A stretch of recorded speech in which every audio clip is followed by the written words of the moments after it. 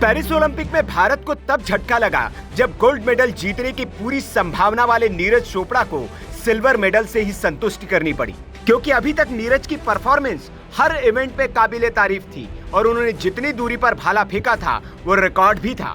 लेकिन फाइनल मुकाबले में पाकिस्तान के अरशद नदीम ने 92.97 मीटर दूर भाला फेंककर इतिहास रच दिया।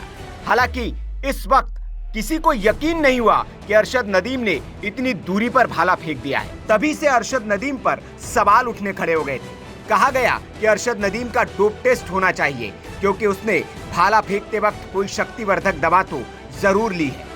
दरअसल कहा जा रहा है कि इस मांग के बाद मुकाबले के तुरंत बाद अरशद नदीम का डोप टेस्ट करवाया गया, जिसमें वो पॉजिटिव पाए गए। मतलब अरशद ने शक्तिवर्धक दवा ली थी और इसी दम पर उसने 92.97 मीटर दूर भाला फेंका था। अब यह खबर फैलते ही नीरज चोपड़ा को गोल्ड मेडल मिलने की मांग उठने लगी। लेकिन क्या यह खबर सच है? क्या वाकई ऐसा हुआ है? बताएंगे आगे, लेकिन पहले ये जान लीजिए कि डोप टेस्ट होता क्या है।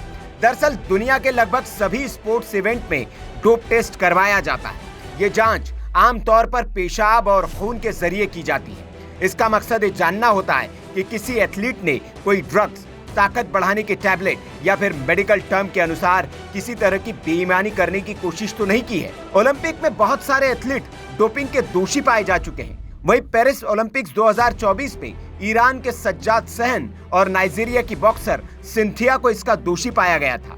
इसलिए सोशल मीडिया पर लोग पाकिस्तानी अरशद नदीम के खिलाफ भी कार्रवाई की मांग कर रहे हैं। एक व्यक्ति ने कहा कि जब सब लोग 88 मीटर से 89 मीटर की दूरी तक पहुंच पा रहे हैं, ऐसे में नदीम ने 92.97 मीटर दूर भाला कैसे फेंक दिया। वहीं किसी ने अरशद नदीम की तस्वीर शेयर करके दावा किया कि उसका चेहरा ऐसे लग रहा है जैसे उसने नशीले पदार्थ का सेवन किया हो। हालांकि काफी लोग पाकिस्तानी एथलीट के समर्थन में भी उतरे, लेकिन अधिकांश लोग उन्हें ट्रोल करने में लगे हैं। अब सवाल ये कि क्या अरशद ने कुछ खाया पिया था?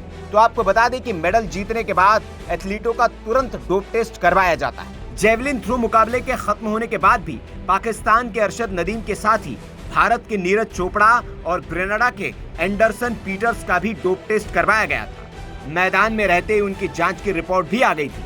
ऐसे में अरशद नदीम को नशीले पदार्थ का सेवन या किसी अन्य आरोप में दोषी ठहराए जाने का दावा बिल्कुल गलत है, क्योंकि डोप टेस्ट केवल प्रोटोकॉल फॉलो करने के लिए करवाया गया था और सबकी रिपोर्ट सही आई थी, ना कि उन्हें किसी संदिग्ध अवस्था में पाए जाने की वजह से ये डोप टेस्ट हुआ था।